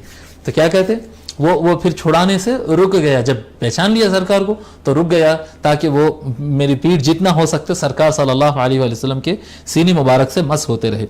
वजअल नबी सल्लल्लाहु अलैहि वसल्लम यक़ूलु मन यश्तरी हाज़ल अब्द, हुज़ूर सल्लल्लाहु अलैहि वसल्लम निदाल पकड़ के, ज़ाहिर को पकड़ के लोग को आवाज़ देने लगे, कौन खरीदेगा इस गुलाम को, कौन खरीदेगा इस स्लेव को जी, बाजार में कौन खरीदेगा। फ़क़ाल या रसूल अल्लाह इज़न वल्लाहि तजिदुनी कासिदन, तो हज़रत ज़ाहिर कहते या रसूल अल्लाह अगर आप मार्केट में मेरे को बेचेंगे तो मतलब आपको कोई अच्छा प्राइस तो आने वाला नहीं है, घाटे का सौदा है, ये घाटे का सौदा है, नुकसान हो जाएगा। कसाद बाजारी बोलते हैं ना, कसाद बाजारी, वही लफ्ज़ है यहाँ पर, कासिद, कसाद बाजारी कहते हैं मार्केट में एकदम क्या कहते हैं डाउन हो जाना, शेयर्स एकदम डाउन हो जाना और मार्केट में प्राइसेस लो चलना, मुनाफा नहीं आना, माल बिक भी रहा है तो कुछ प्रॉफिट हाथ को नहीं आ रहा, बस आ रहा और जा रहा, क्या करेंगे, इसको बोलते हैं कसाद। तो अगर आप बेचेंगे तो फिर ये सौदा घाटे का होगा, कोई फायदा इसमें होने वाला नहीं है। हज़रत नबी अकरम सल्लल्लाहु अलैहि वसल्लम फरमाते लाकिन इंदल्लाहि लस्त बिकासिदिन, ए ज़ाहिर लेकिन अल्लाह की नज़र में तू, तेरा सौदा तो घाटे वाला नहीं है, तू प्राइजलेस नहीं है, ऐ ज़ाहिर अल्लाह की नज़र में तू प्राइजलेस नहीं है। होता ये था कि अगर स्लेव जो होता है, गुलाम जो होता है, अगर वो खूबसूरत भी हो, उसको हुनर आता हो तो उसका प्राइस बढ़ता है, और खूबसूरत हो, दिखने में अच्छा हो तो भी उसका प्राइस बढ़ता है, इसलिए लोग हबशी गुलाम तकरीबन सबके पास होते थे, क्योंकि हबशी गुलाम दिखने में उतने गुड लुकिंग नहीं होते थे, उनका रंग वगैरह कम वगैरह होता था, तो उनका प्राइस भी बहुत कम होता था, सस्ते होते थे वो। तो अगर सूरत भी खूबसूरत हो तो प्राइस बढ़ता। तो उन्होंने यही कहा कि या रसूलल्लाह मेरे को अगर बेचेंगे तो आपको कोई अच्छा प्राइस आने वाला नहीं है। हुज़ूर सल्लल्लाहु अलैहि वसल्लम फरमाए नहीं, अल्लाह के नज़दीक आप वैल्यू लेस नहीं है जी, आपकी काफ़ी वैल्यू है अल्लाह ताला के नज़दीक। और दूसरे लफ्ज़ औक़ाला, या सरकार ने इस तरह से फरमाया अंत इंदल्लाहि गालिन, ऐ ज़ाहिर आप अल्लाह के नज़र में वैल्यूबल है, अल्लाह की नज़र में आपकी वैल्यू بہت زیادہ ہے. لہذا جو ہے آئینے میں دیکھنے سے زیادہ کردار کو دیکھنے پہ محنت کرنا چاہیے کہ اگر کردار اچھے ہو، عمل اچھا ہو، نیت اچھی ہو تو اللہ تعالیٰ کے پاس ویلیو بڑھ جاتی ہے. چہرہ بھی اچھا ہو تو ٹھیک ہے، اور اگر نہ ہو تو بھی چلتا ہے. جی کرنا چاہیے، اپنے آپ کو اچھے رکھنا چاہیے، کوشش کرنا چاہیے، لیکن اس پہ اتنی محنت نہیں کرنا، ظاہر پر اتنی محنت نہیں کرنا جتنی باطن پر محنت کرتے. حضرت ظاہر رضی اللہ تعالیٰ عنہ ظاہری اعتبار سے تو بہت کمزور تھے، لیکن ان کا باطن، ان کا کردار، ان کا محبت نبوی اور تعلق بالرسول ایسا تھا کہ سرکار کی زبان سے اللہ تبارک و تعالیٰ یہ ادا کروایا کہ ظاہر اللہ کے نزدیک بہت قیمت والا ہے، بہت اونچی قیمت والا ہے. تو یہ اونچی قیمت پانے کی کوشش کرنا، اور یہ تعلق بالرسول، محبت رسول اور حسن کردار سے یہ چیز آتی ہے. حدیث نمبر 240 حدثنا عبد الرحمن ابن حميد حدثنا عبد بن حميد قال حدثنا مصعب بن المقدام قال حدثنا المبارك بن فضالة عن الحسن البصري رضي الله عنه قال أتت عجوز النبي صلى الله عليه وآله وسلم فقالت يا رسول الله ادعو الله أن يدخلني الجنة. حضرت حسن بصری رضی اللہ تعالیٰ روایت فرماتے ہیں کہ نبی اکرم صلی اللہ علیہ وآلہ وسلم کے پاس ایک بوڑھی عورت آئی. حضرت حسن بصری رضی اللہ تعالیٰ عنہ صحابی ہے کیا؟ حضرت حسن بصری رضی اللہ تعالیٰ عنہ تو تابعی ہے، انہوں تو سرکار سے ملے نہیں. تو سرکار سے اگر نہیں ملے تو انہوں کیسا بیان کر رہے ہیں کہ سرکار کے پاس ایک جو ہے بوڑھی عورت آئی تھی؟ کس طرح سے انہوں بیان کر رہے ہیں؟ جی حضرت اس کو حدیث مرسل کہتے ہیں. حدیث مرسل کہ ایک راوی اپنے استاد کو چھوڑ کر اوپر کے استاد سے بیان کر دے. اب حضور صلی اللہ علیہ وآلہ وسلم سے یہ بیان کر رہے ہیں، بیچ کے راوی نہیں ہے، اور حضرت حسن بصری رضی اللہ تعالیٰ عنہ بیان کر رہے ہیں. تو بیچ میں راوی کون ہے؟ حضرت حسن بصری رضی اللہ تعالیٰ عنہ جو ہے بہت زیادہ اس طرح سے روایت کرتے کہ سرکار نے فرمایا. لوگ ان سے سوال کرے کہ اے امام حسن بصری رضی اللہ تعالیٰ عنہ، آپ ایسا کیوں کرتے کہ ڈائریکٹ سرکار نے فرمایا کہتے؟ آپ بہت کم ہی کوئی راوی کا نام لیتے، بیچ میں صحابی کا نام جو ہے بہت کم ہی لیتے، اکثر آپ صحابی کا نام نہیں لیتے. تو آپ حسن بصری رضی اللہ تعالیٰ عنہ فرماتے ہیں کہ میں جو علم حاصل کیا وہ تو مولا علی سے حاصل کیا، جو علم میرے پاس ہے وہ مولا علی سے علم حاصل کیا، اور میں اس دور میں رہتا ہوں، یہ بنو امیہ کا دور تھا نا، بنو امیہ کا دور. میں جس دور میں رہتا ہوں اگر میں علی کا نام لوں تو میرا حلق کاٹ دیا جائے گا، گلا کاٹ دیا جاتا. اگر میں علی نے فرمایا کہ رسول اللہ نے فرمایا، صرف چین آف حدیث میں بھی اگر علی کا نام لو تو جان سے مار دیا جائے گا مجھے. آپ تو جانتے ہیں یہ زمانہ، جی یہ زمانہ آپ جانتے ہیں کہ میرا حلق کاٹ دیا جائے گا اگر میں علی کا نام لوں. ٹھیک ہے، اگر علی کا نام لوں تو یہ زمانہ ہے. اور امام حسن بصری رضی اللہ تعالیٰ عنہ فرماتے ہیں کہ جب کبھی میں راوی کا نام لوں تو وہی راوی سے بیان ہے حدیث، اور جب کبھی میں راوی کا نام نہیں لوں تو اس کا مطلب یہ ہے کہ راوی مولا علی ہے، مولا علی سے میں نے یہ سیکھا ہے اور مولا علی سے یہ میں نے سنا ہے. اگر میں ڈائریکٹ کہوں کہ سرکار نے فرمایا مطلب بیچ میں راوی علی ہے، تو یہ حدیث میں راوی کون ہوئے؟ مولا علی علیہ السلام راوی ہوئے اس کے. حضرت حسن بصری رضی اللہ تعالیٰ عنہ کہتے ہیں کہ مولا علی نے فرمایا کہ رسول اللہ صلی اللہ علیہ وآلہ وسلم نے فرمایا. تو فرماتے ہیں اتت عجوز النبی صلی اللہ علیہ وآلہ وسلم، نبی اکرم صلی اللہ علیہ وآلہ وسلم کے پاس ایک بڑھیا آئی، ایک بڈھی عورت. فقالت یا رسول اللہ ادعو اللہ ان یدخلنی الجنہ، یا رسول اللہ، اللہ سے دعا کریے، اللہ تعالیٰ سے دعا فرمائیے کہ اللہ مجھے جنت میں داخل کر دے. فقال یا ام فلان، حضور صلی اللہ علیہ وسلم نے فرمایا اے فلاں خاتون، جی جو بھی ان کا نام تھا وہ نام لیے، فرمائے ان الجنت لا تدخلها عجوز، آپ یاد رکھو کہ جنت ایسا مقام ہے جہاں پر کوئی بوڑھی نہیں جا سکتی ہے، کوئی بڑھیا جنت میں داخل نہیں ہو سکتی ہے. قالت فولت، تب کی اچانک وہ جو ہے وہ بوڑھی خاتون جو تھے وہ اچانک جو ہے پلٹ کے جانے لگی، روتے ہوئے جانے لگی، جی بوڑھی جنت میں داخل نہیں ہوگی، میں تو بوڑھی ہوں، روتے جانے لگی.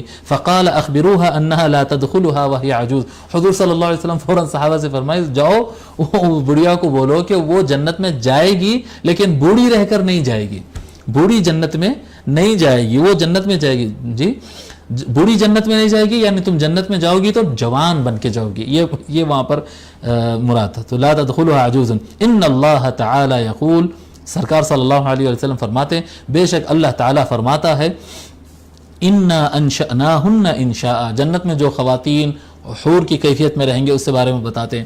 انا انشأناہن انشاء، ہم ان کو بہت خوب اور بہترین طریقے سے بنایا ہے، یعنی جنت میں جو خواتین ہوں گے ان سے متعلق. فجعلناہن ابکارا، پھر ہم نے ان کو دوبارہ कुंवारी बना दिया उनको, फिर हम उनको कुंवारियां बना दिया। उरुबन अतराबा, वो बहुत ज़्यादा मोहब्बत करने वाली होंगी और उनकी उम्र अतराबा होंगी, वो हम उम्र होंगे। जन्नत में जितने जन्नती ख़वातीन होंगे वो सब के सब हम उम्र रहेंगे, एक एज में रहेंगे। जैसे 19-20 एक एज के सहेलियाँ होती ना, उस तरह से एक एज में रहेंगे। उसके बारे में तकरीबन सारे मुफस्सिरीन और मुहद्दिसीन जितने भी मैं अब तक पढ़ा हूँ सब ने यही कहा है कि उनकी उम्र 30 और 33 के आसपास होगी, यानी ख़वातीन की उम्र जो है 30 और 33 के आसपास होंगे। बहुत सारे ऐसे लोग हैं जो मर्द हजरात भी है, औरतें भी हैं, ये समझा जाता है कि यानी 16, 18 साल, 20 साल ये जो उम्र रहती है औरत की सबसे अच्छी उम्र रहती है। ये सोच बिल्कुल गलत है। ये सोच बिल्कुल गलत है कि ये सबसे अच्छी उम्र एक औरत के लिए 18-20 साल सबसे अच्छी उम्र होती है। नहीं, सबसे अच्छी उम्र 18-20 साल नहीं होती। सबसे अच्छी उम्र 30 और 30 के आसपास जो उम्र होती है ये औरत की सबसे अच्छी उम्र होती है, जो वो यानी उसका फिजिकल फिटनेस भी, उसका दिमागी फिटनेस भी, जो मेंटली साइकोलॉजिकली हर एतबार से सबसे अच्छी पोजीशन में जब औरत रहती है उसकी उम्र होती है 30 साल। और इसी तरह से अब क्योंकि बाद में बात आ गई तो बता दूं कि एक मर्द के लिए सबसे अच्छी उम्र, एक मर्द आदमी के लिए सबसे अच्छी उम्र जो है उसकी 40 साल होती है। आदमी की 40 साल सबसे अच्छी उम्र होती है और औरत के लिए 30 और 33 के दरमियान जो होती है ये सबसे अच्छी उम्र होती है। ठीक है, तो अल्लाह तबारक व तआला ख़वातीन को जन्नत में सभी को जो है इस उम्र की कैफियत में अल्लाह तबारक व तआला रखे, बहुत अच्छा रखेगा, बहुत अच्छा रखेगा। ठीक है, तो ये मिजाह का बयान मुकम्मल हुआ और हम अगला चैप्टर शुरू करते हैं। चैप्टर 37 बाब मा जाअ फी सिफ़ति कलाम रसूलिल्लाहि सल्लल्लाहु अलैहि वसल्लम फी शेर। नबी अकरम सल्लल्लाहु अलैहि वसल्लम गुफ्तगू में जब शेर बयान करते थे, शेर कहते थे, उसका बयान, यानी दूसरों का शेर जब हुजूर सल्लल्लाहु अलैहि वसल्लम पढ़ते थे। हुजूर सल्लल्लाहु अलैहि वसल्लम शायर नहीं थे, यानी खुद से शेर नहीं कहते थे। आका सल्लल्लाहु अलैहि वसल्लम खुद से अपना शेर नहीं बयान करते, क्योंकि अगर शायर होते और इस तरह के बातें करते तो ये इल्ज़ाम आता था, यानी लोग को मानने में थोड़ा पीछे हटते थे कि कुरान जो इतना शानदार कलाम है तो वो बहुत बड़े शायर है, उन्होंने जमाए होंगे, तो ये लोग के ईमान लाने में अड़चन बन सकता था। इसलिए अल्लाह तबारक व तआला ने उनको शायर नहीं बनाया, उनको अल्लाह तबारक व तआला शायर नहीं बनाया। तो हुजूर सल्लल्लाहु अलैहि वसल्लम खुद से अपना शेर ज़िंदगी में कभी नहीं फरमाए, जैसा कि शारिहों ने लिखा है। हदीस नंबर 241 हदथना अली इब्न हुज्र क़ाल हदथना शरीक अन अल-मिक़दाम इब्न शुरैह अन अबीही अन आइशा रज़ियल्लाहु अन्हा क़ाल क़ील लहा हल कान अन्नबी सल्लल्लाहु अलैहि वसल्लम यतमस्सलु बिशैइन मिन अश-शि'र क़ालत कान यतमस्सलु बिशि'r इब्न रवाहता।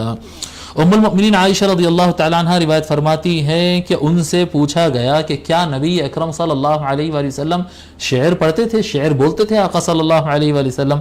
तो उम्मुल मुमिनीन फरमाती हैं क़ालत काना यतमस्सलु बिशि'r इब्न रवाहा, रसूल अकरम सल्लल्लाहु अलैहि वसल्लम इब्न रवाहा का शेर पढ़ा करते थे।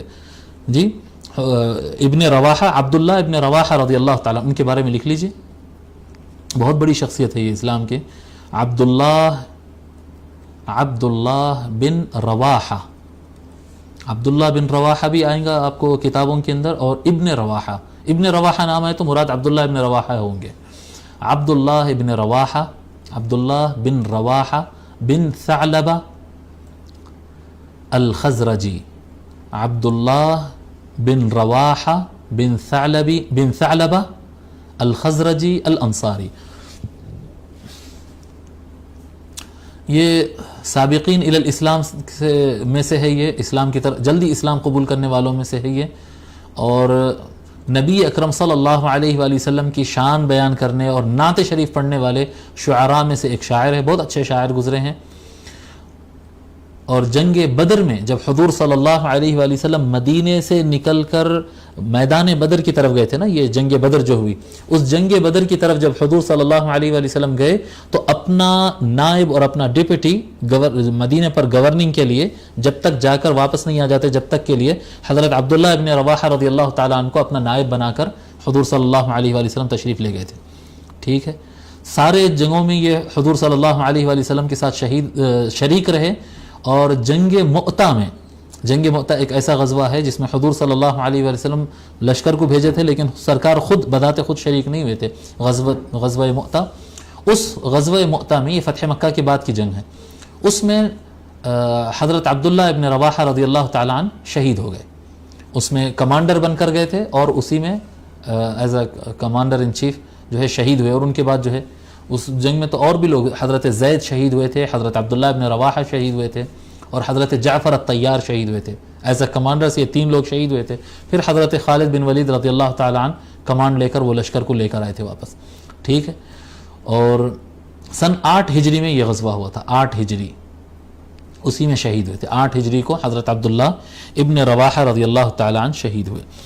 تو ام المؤمنین عائشہ رضی اللہ تعالیٰ عنہ فرماتی ہیں کہ ہاں نبی اکرم صلی اللہ علیہ وآلہ وسلم شعر پڑھتے تھے، عبداللہ ابن رواحہ کے شعر پڑھتے تھے، اور حضور صلی اللہ علیہ وآلہ وسلم یہ شعر بھی پڑھتے تھے.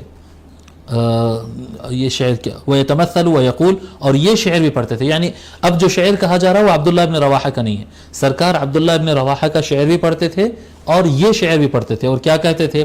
يَأْتِيكَ بِالْأَخْبَارِ مَن لَّمْ تُزَوَّدِي، يَأْتِيكَ بِالْأَخْبَارِ مَن لَّمْ تُزَوَّدِي. یہ جو شعر ہے یہ شعر حضرت عبداللہ ابن رواحہ کا نہیں ہے، یہ طرفہ بن العبد. طرفہ بن العبد بہت بڑا شاعر گزرا ہے، عرب کے سب سے بڑے شعراء میں سے 7 سب سے بڑے شعراء جو مانے جاتے ہیں ان میں سے ایک ہے طرفہ بن العبد. اس کا شعر ہے سَتُبْدِي لَكَ الْأَيَّامُ مَا كُنْتَ جَاهِلًا وَيَأْتِيكَ بِالْأَخْبَارِ مَن لَّمْ تُزَوَّدِي. کہ دن جو ہے، زمانہ جو ہے، جس چیز سے آپ جاہل ہے، جو آپ نہیں جانتے تھے، وہ زمانہ آپ کو وہ چیز سکھا دے گا، وہ آپ کو واضح کر دے گا، کھول کے بتا دے گا، اور آپ کے پاس ایسی ایسی خبریں لائے گا کہ بھلے آپ اس کے لیے مانگے نہیں ہو. زمانہ آپ زمانے سے سیکھ مانگے نہیں ہو، لیکن وقت ایک ایسی چیز ہے کہ وہ اچھے اچھاؤں کو سکھا دیتا ہے. جی عمر جو ہے انسان کو سکھا دیتی ہے، زمانہ انسان کو سکھا دیتا ہے. تو آقا صلی اللہ علیہ وآلہ وسلم کبھی کبھی یہ طرفہ بن العبد کا شعر بھی اپنی زبان مبارک سے ادا کرتے. حدیث نمبر 242 242.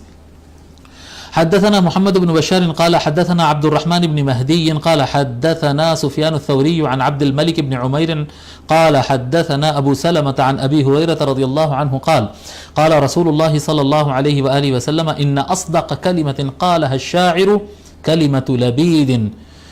رسول اکرم صلی اللہ علیہ وآلہ وسلم ارشاد فرماتے ہیں، حضرت ابو ہریرہ رضی اللہ تعالیٰ روایت فرماتے ہیں کہ رسول اکرم صلی اللہ علیہ وآلہ وسلم نے ارشاد فرمایا، کسی شاعر نے اگر کوئی جملہ ادا کیا ہے اپنی زبان سے، اس میں سب سے سچا جملہ یہ ہے.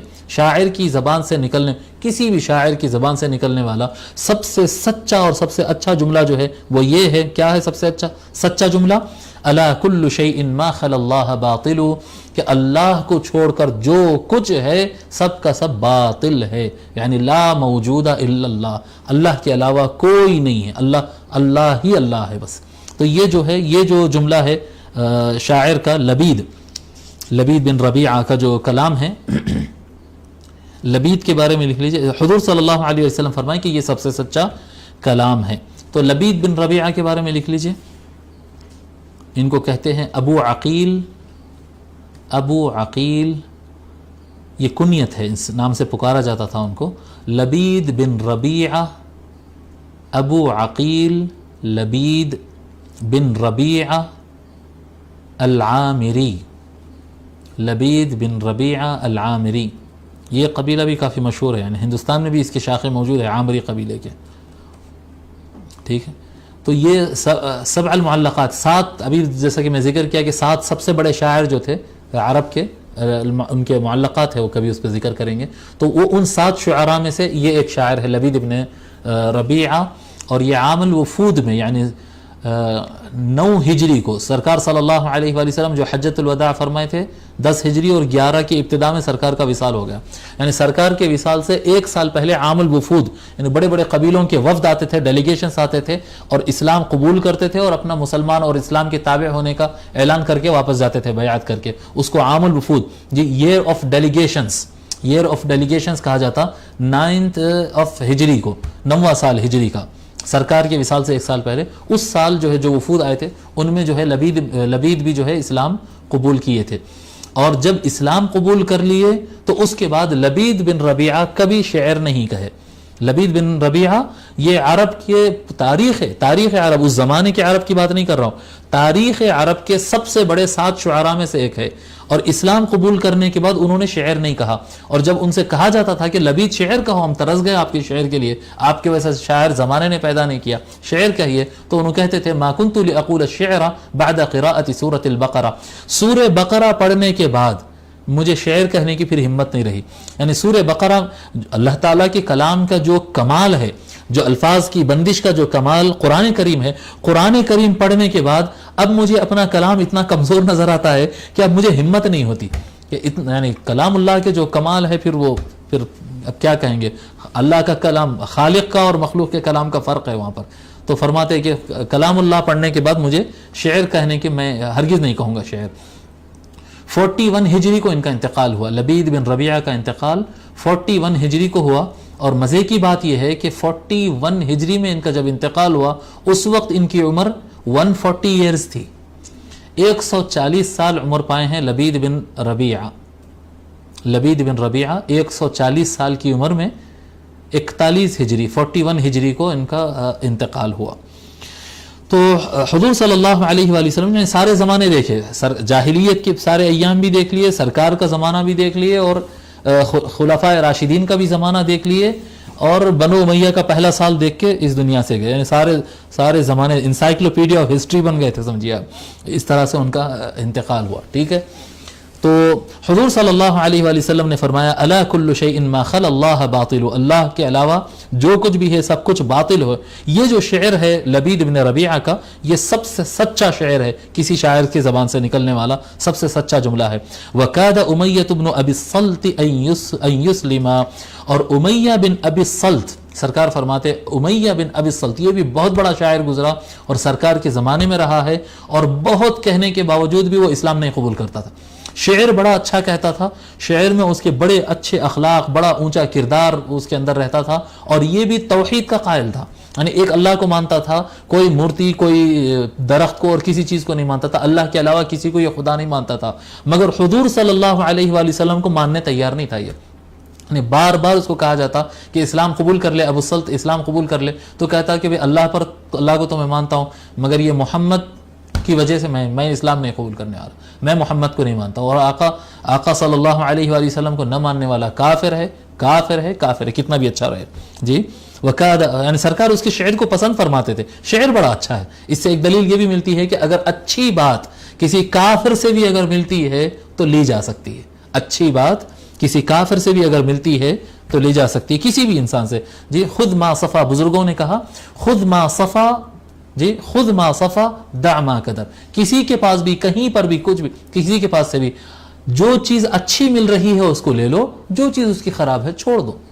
خود ما صفا، جو اچھی چیز ہے وہ لے لو، دع ما قدر، جو گندی چیز ہے، جو خراب چیز ہے وہ اس کے خراب چیز کو اچھال لیتے بیٹھنا اور اس کے خوبیوں سے استفادہ نہیں کرنا. نہیں، انگریز ہے، انگریز کے پاس کیا اچھی چیز ہے وہ لے لو، اس کی جو خرابیاں ہیں چھوڑ دو. چائنیز ہے، رشینز ہے، ہندوستانی ہے، عربستانی ہے، جو جہاں کا بھی ہو، جو آدمی آپ سے ملاقات کرتا ہو، اگر اس کے اندر کوئی خوبیاں ہیں اس کو یاد رکھو، اس کو اپنا لو، اور اگر اس کے اندر کچھ خامیاں ہیں تو پردہ ڈال دو، ختم کر دو، بند کر دو، انجان ہو جاؤ، مت لو.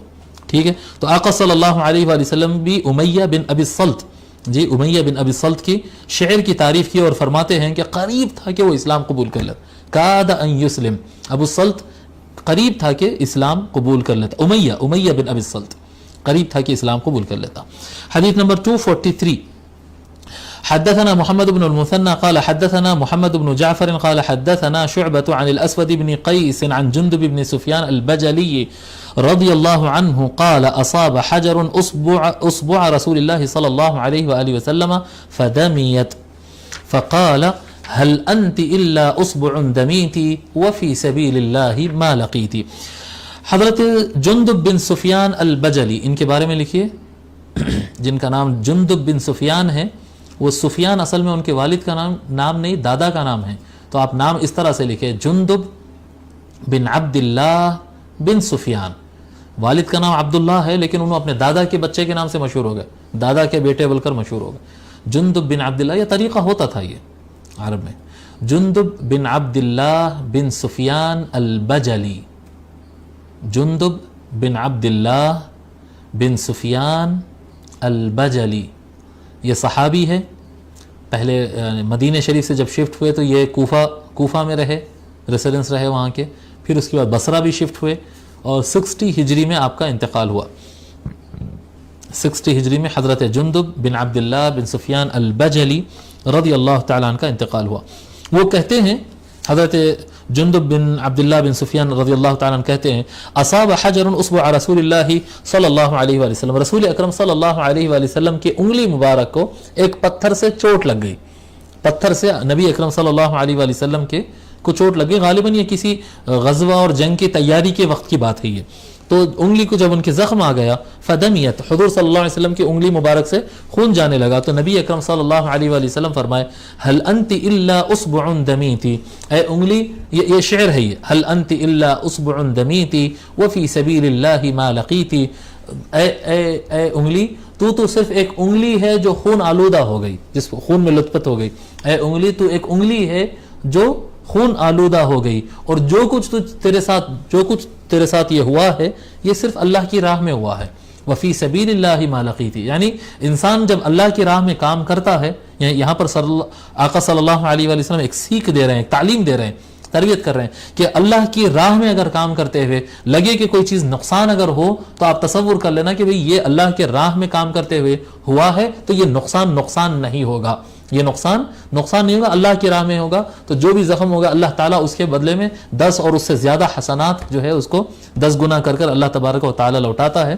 تو اس طرح سے اب یہ شعر ہے یہ، اور یہ یہاں پر شاعر کا نام نہیں ہے، یہ شاعر کا نام نہیں ہے، لیکن یہ حضور صلی اللہ علیہ وآلہ وسلم کا شعر نہیں ہے، سرکار خود سے شعر نہیں کہتے، تو کہا گیا کہ یہ عبداللہ ابن رواحہ، جو ہم پہلی حدیث پڑھے تھے، عبداللہ ابن رواحہ رضی اللہ تعالیٰ عنہ کے اشعار میں سے ایک شعر ہے۔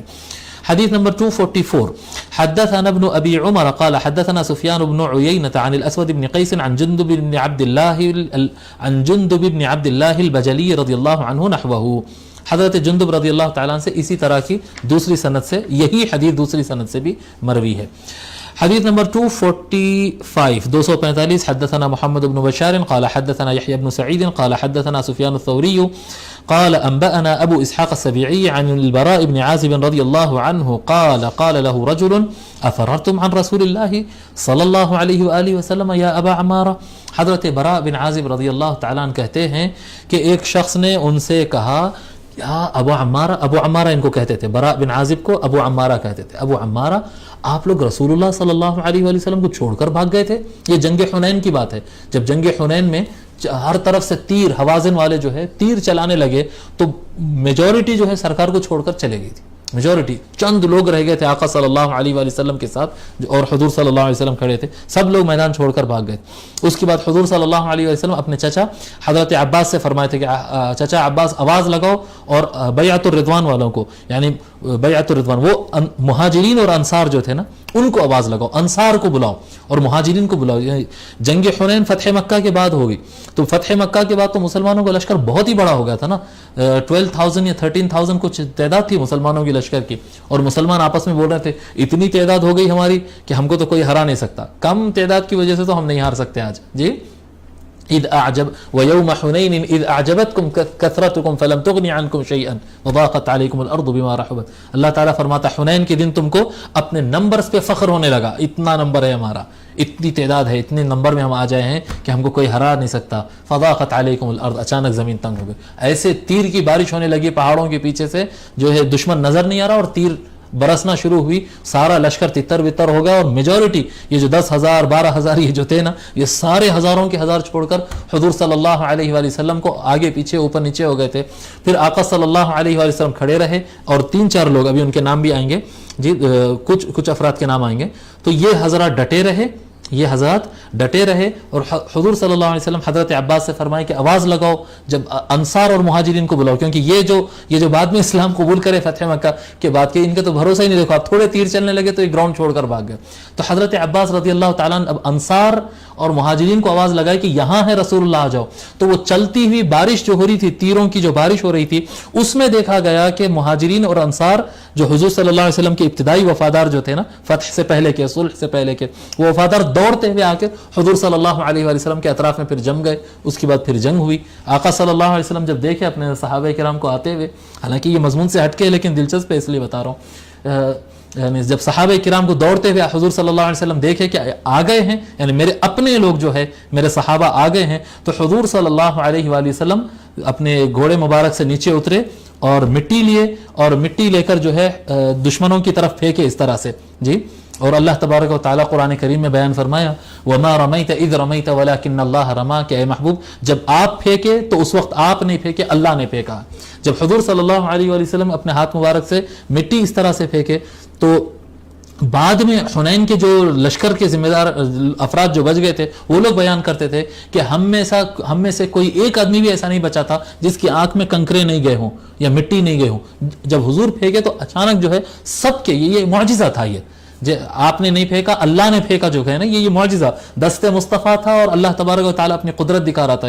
یہ سرکار کا معجزہ تھا کہ ہر جی سامنے والا لشکر کتنا تھا, جہاں تک مجھے یاد آ رہا غالباً 30,000 کا یہ لوگ کا لشکر تھا, اور وہ جتنے بھی لوگ تھے سب کی آنکھوں میں گئے, جس کی وجہ سے ان کا وار کرنا جو ہے اسٹاپ ہوا اور مسلمانوں کو موقع ملا ان کے قریب پہنچ جانے کا. جب قریب پہنچے تو پھر ایک گھماسان لڑائی ہوئی جی, گھماسان لڑائی ہوئی, اور آقا صلی اللہ علیہ وسلم فرمایا اب جو ہے وہ کیا کہتے ہیں جنگ صحیح سے شروع ہوئی. اب پھر اس کے بعد مسلمان جیتے وغیرہ. تو یہ ایک واقعہ ہوا تھا.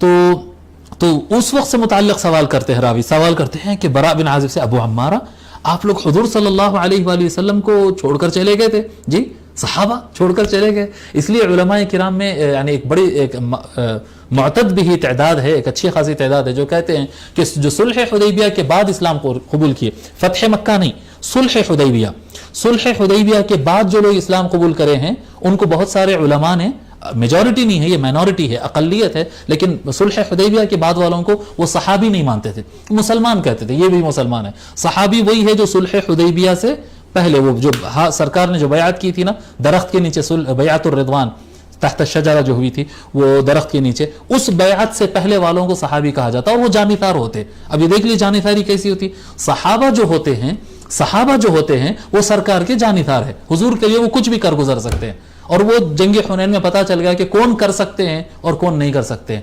جو فخر کر رہے تھے تیر چلتے ہی سرکار کو چھوڑ کر چلے گئے, اور حضور جس وقت وہ لوگ چھوڑ کر بھاگ رہے تھے اس وقت تیروں کے سامنے ڈٹے ہوئے آقا صلی اللہ علیہ وآلہ وسلم فرما رہے تھے انا النبی لا کذب. یہ اشعار اسی کے اندر آ رہے ہیں تو اسی میں پڑھ لیتے ہیں ہم.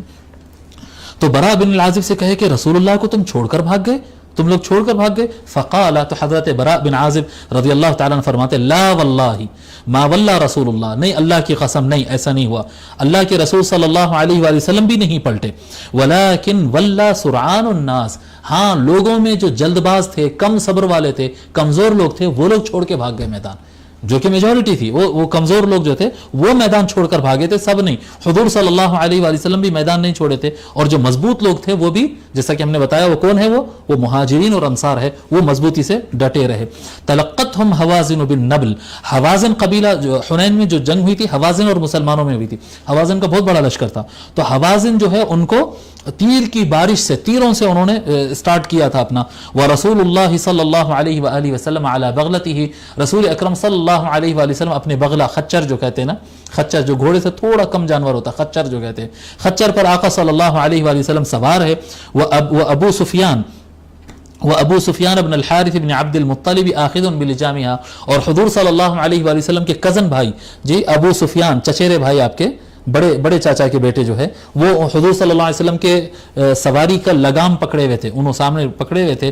اور ورسول اللہ صلی اللہ علیہ وآلہ وسلم یقول, اس وقت رسول اکرم صلی اللہ علیہ وآلہ وسلم یہ فرما رہے تھے, سرکار فرما رہے تھے, جب تیر کی بارش ہو رہی تھی اور لوگ کے قدم اکھڑ گئے اور لوگ بھاگ رہے تھے, حضور صلی اللہ علیہ وآلہ وسلم فرما رہے تھے انا النبی لا کذب, میں ہی اللہ کا نبی ہوں, کوئی جھوٹ بات نہیں ہے. انا ابن عبد المطلب, میں عبد المطلب کا بیٹا ہوں. یعنی آقا صلی اللہ علیہ وآلہ وسلم اپنے دادا حضرت عبد المطلب رضی اللہ تعالی عنہ پر فخر کرتے ہوئے کہتے ہیں انا ابن عبد المطلب, میں عبد المطلب کا بیٹا ہوں. تو یہ فخر کا انداز تھا، انا النبی لا کذب. تو یہ یعنی وہ کفار کے لیے بھی تھا، اور یہ جو کمزور مسلمان تھے جو میدان چھوڑ رہے تھے ان کے لیے بھی یہ جملہ تھا کہ میں نبی ہوں. یعنی جہاں پر موت سامنے نظر آ جائے اور نبی آپ کے ساتھ ہو تو اب آپ حالات پہ بھروسہ کریں گے یا جو قیادت کر رہے ہیں وہ نبی پر بھروسہ کریں گے. انا النبی لا کذب، میں نبی ہوں، کوئی جھوٹ نہیں کہہ رہا ہوں. جی میں جھوٹ نہیں کہہ رہا ہوں، یہ کوئی جھوٹ نہیں ہے، یہ حق ہے کہ میں نبی ہوں. تو یہ نبی اکرم صلی اللہ علیہ وآلہ وسلم کے ساتھ حضرت ابو بکر رضی اللہ تعالیٰ عنہ جمع رہے، مولا علی علیہ السلام جمع رہے، حضرت عباس جمع رہے، اور یہ حضرات ساتھ میں تھے، یہ حضرات ساتھ میں تھے. اور یہ ابو سفیان بن الحارث جن کا نام آ رہا ہے یہ ساتھ میں. باقی مہاجرین اور انصار دور تھے، جن کو لشکر بھاگ جانے کے بعد ان کو آواز دیے تو وہ لوگ پھر مہاجرین اور انصار پھر سرکار ان کو پتہ نہیں ہو رہا تھا، اندازہ نہیں ہو رہا تھا سرکار کس طرف ہے. تو جیسا آواز دیے حضرت عباس رضی اللہ تعالیٰ عنہ تو وہ لوگ دوڑ کر پھر سرکار کے قریب آئے. اس کے بعد پھر وہ جو میں آپ کو آگے سنایا وہ کنکر پھینکے اور جنگ شروع ہوئی. ان کے بارے میں لکھ لیجئے اور ہم آج کا درس روکتے ہیں.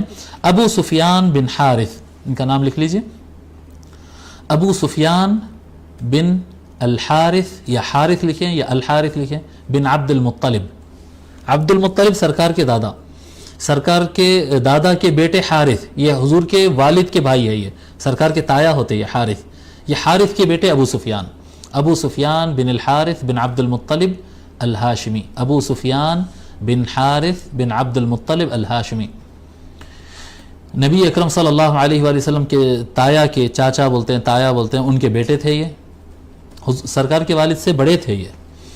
یہ فتح مکہ سے کچھ وقت پہلے اسلام قبول کرے، فتح مکہ سے کچھ وقت پہلے اسلام قبول کیے، اور ان کو مولا علی علیہ السلام بچائے تھے. یعنی مشرکین جتنے بھی تھے مکہ کے اندر سب ڈر رہے تھے نا کہ اب سرکار اگر آ جائیں گے تو قتل کریں گے. تو مولا علی علیہ السلام اس طرح سے بچائے تھے کہ ان کو سمجھا دیے تھے. جب یہ اسلام قبول کرنا چاہے تو مولا علی نے فرمایا تھا ابو سفیان وہ ابو سفیان نہیں ہے، یہ ابو سفیان ہے جی، سرکار کے چچیرے بھائی ابو سفیان. تو کہے ابو سفیان ایک کام کرو، آپ مولا علی بھی بھائی ہونا نا، ان کے چھوٹے بھائی ہونا.